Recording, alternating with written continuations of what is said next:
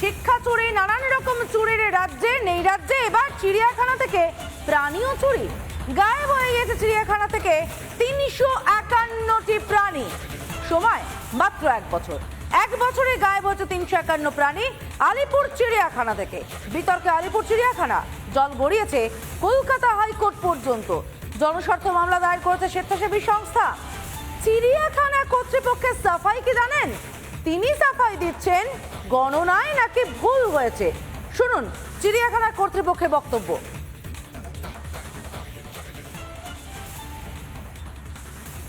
দেখুন, মিসিং এর এখানে কোনো আমরা বলছি না, এখানে একটা এরার হয়েছে, টাইপোলজিক্যাল এরার, সেটা আমাদের নজরে এসেছে, আমরা এটা সংশোধন করে নিচ্ছি। আমি একটা এক্সাম্পল বলছি, 355 টাইপ করে ফেলেছে, অথবা 355 এর জায়গায় হয়তো 55 টাইপ করে ফেলেছে, এইরকমই টাইপোলজিক্যাল একটা এরার হয়েছে।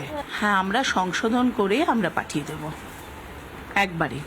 একেবারেই পাঠিয়ে দেবো। আমাদের যিনি আমাদের যারা কাজ চলছে, কাজটা শেষ হলেই আমরা পাঠিয়ে দিই। আমরা যেটা আমাদের ইনভেন্টরি করেছি, তো আমাদের ইনভেন্টরিতে আমাদের পশু সংখ্যা তোলা থাকে, এবং সেইখানে যে টাইপোলজিক্যাল এরারটা হয়েছে সেটা আমরা সংশোধন করে নিচ্ছি। দেখুন, যদি আসে সেটা তো আপনারা জানতে পারবেন, তো এই মুহূর্তে এটা নিয়ে তো আমি কিছু বলতে পারছি না।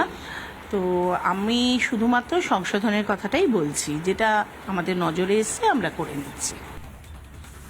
সরাসরি চলে যাব আমাদের প্রতিনিধি পিঙ্কির কাছে। পিঙ্কি, প্রতি বছরই হিসেবে গরমিলটা আমরা পাই। প্রশ্ন হচ্ছে, এই যে সাফাইটা দিলেন, এটা কি শাক দিয়ে মাছ ঢাকার চেষ্টা?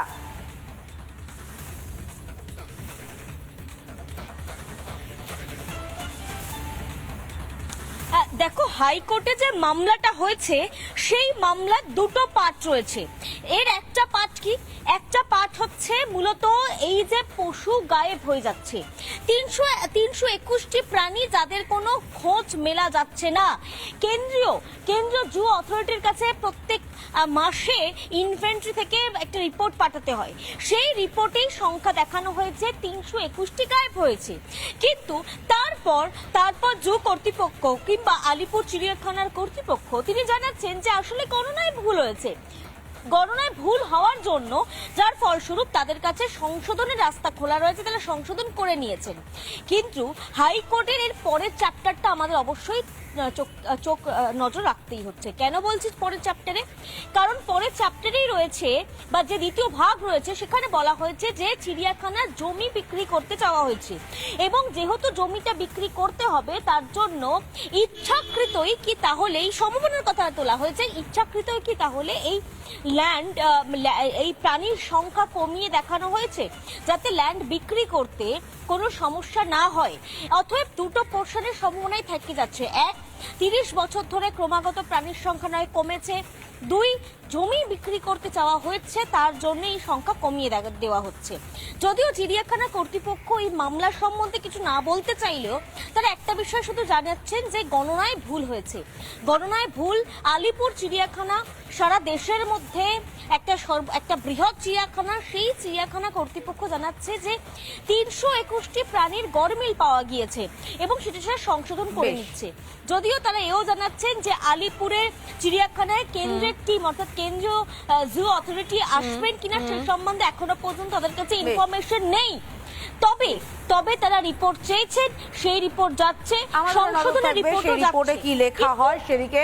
আপাতত ধন্যবাদ পিঙ্কি। বিজেপি নেতা রাকেশ সিং তিনি কি বলছেন এই বিষয়ে আমরা শুনবো। টোটাল আমরা ছেড়ে এসেছি ওখানে 2022 অব্দি 670 খানা পশু।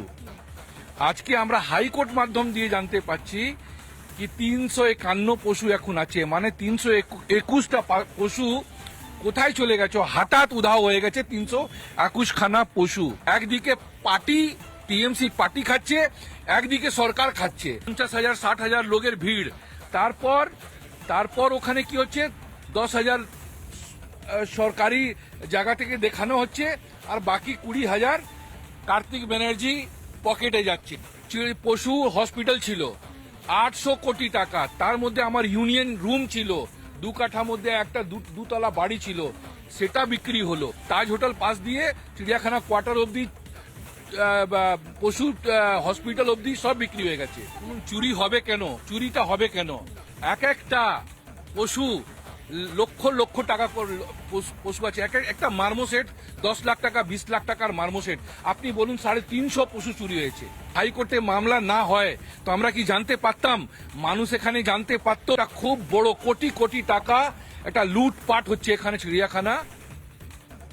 নানা ধরনের কন্টেন্ট দেখার জন্য লাইক করুন, শেয়ার করুন আমাদের ফেসবুক পেজ, সাবস্ক্রাইব করুন আমাদের ইউটিউব চ্যানেল।